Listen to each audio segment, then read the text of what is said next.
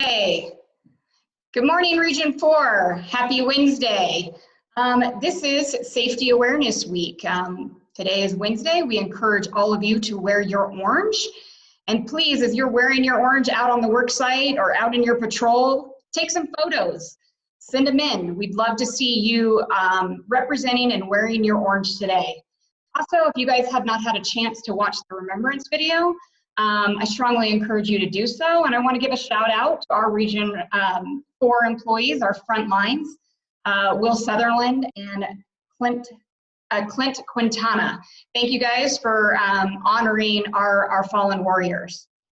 For today's video, we wanted to highlight one of our, our largest project here in Region 4.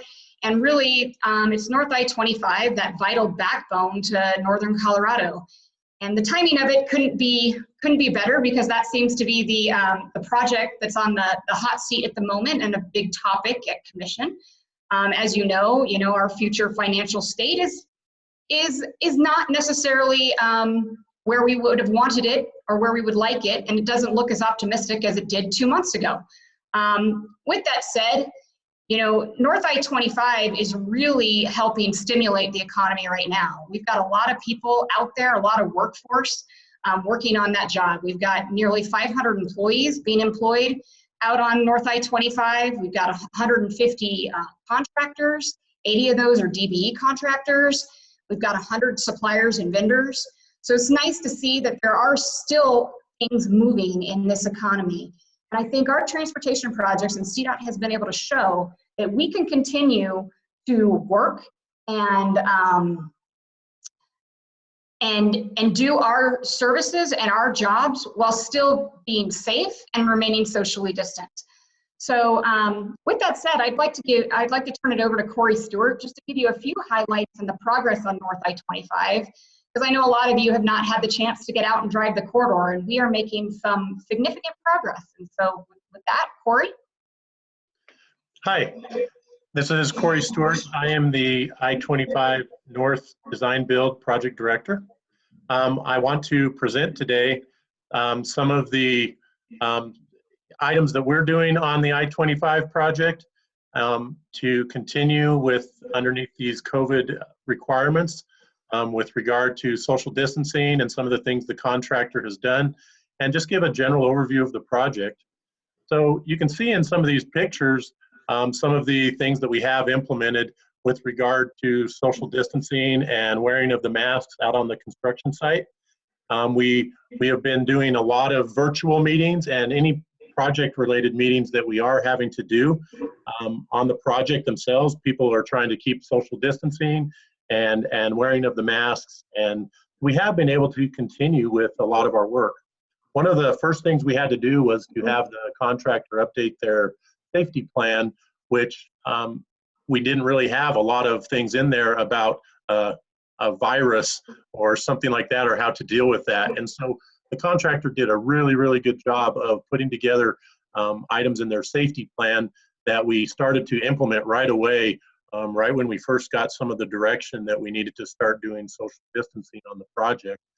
So that safety plan, there's just a few of these items on the screen that you can see, but these are some of the critical ones that were put into that safety plan, such as what we have to do with cleaning and sanitizing of the equipment and the different workspaces, how we had to deal with the meetings, and to do a construction project virtually and with a lot of social distancing, it's very difficult, but we've been working through that, and project team has been doing a really, really good job of trying to maintain that social distance. And pretty much all of our task force meetings through this design build are being done virtually. So that's a good thing. We've been able to continue and progressing the work. We've utilized shift work to keep the amount of personal contact that we have between crews down. And then, like we said, we have the face masks that are required for project staff when social distancing cannot be upheld. So one of the good things that's actually come of this issue is the reduced traffic volumes. If you've ever been on I-25 in this segment, there's not a lot of work that you can do during the day on any of the cross streets or on I-25. And so one of the things we've been able to do is everything that we were before doing at night, we've been able to progress into doing some of that work during the day. But we also have some things that are coming up right now in the near future. Prospect is going to be closed next weekend to move traffic onto the new bridge. But we've also been able to do some of our southbound I-25 ramp closures that are coming up, and a lot of different work that we've done along I-25 we've been able to do during the day.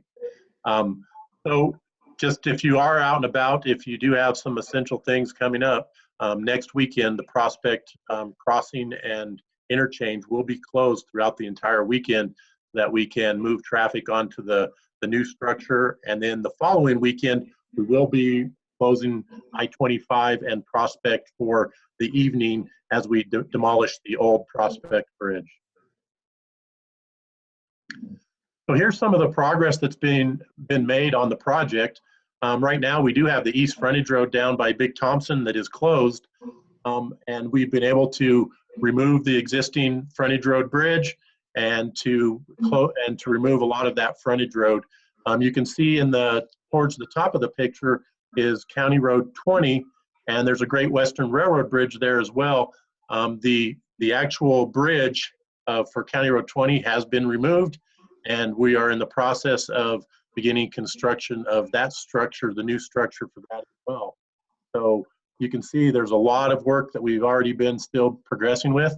We're planning on having this portion of the bridge on Big Thompson and the frontage road reopened before school starts in August. Hopefully we will be restarting schools at that time, and the kids will be going back to school, but that's our goal, is to have all of that open before school starts in the fall. Fall. Here's Prospect, a picture of it. This is a little bit earlier in the process while we were still building some of the new structure. So that new portion of the structure is completed now, and this is where we will be moving traffic onto that structure, the new structure, and demolishing the old structure. So that's a big accomplishment, and we've been able to continue with all of that. So that's some of the things we've been doing from the construction side, and which is a very difficult thing to do with some of the things that we've been trying to implement. One of the things that we had to was getting virtual electronic tickets for delivery of materials and some of those things too, and so we've developed that. But from a design side, we actually had to do something pretty significant for this project. With the new money that we were able to get, we had to develop a new process, which was called integrated construction contracting. They've done that on other projects, but within CDOT, we've never implemented that on a project that was already delivered through a design build aspect. And we had to develop that process. And what that is some of this new money will actually be solicited out for other contractors to bid on the work. They will then be working underneath the main contractor or joint venture as a subcontractor. Some of the items that we are looking at that will be some of the integrated construction contracts are some of the walls that are still need to be built, overhead signs and structures, the US 34 landscaping, the Kector. So that bridge was not originally in some of our work, but we will be redoing the Kector Bridge and dealing with the flood plain that goes across and overtops I-25 in that area. And so that overpass will be done. There's another Great Western Railroad bridge that's to the north, other than the one that I mentioned that's down there by County Road 20, that we will also be doing and replacing. And then we also have utilities, some irrigation work, and then the port of entry. Port of entry is going to get moved further south from Prospect to make that a safer situation for people merging onto I-25 off of Prospect.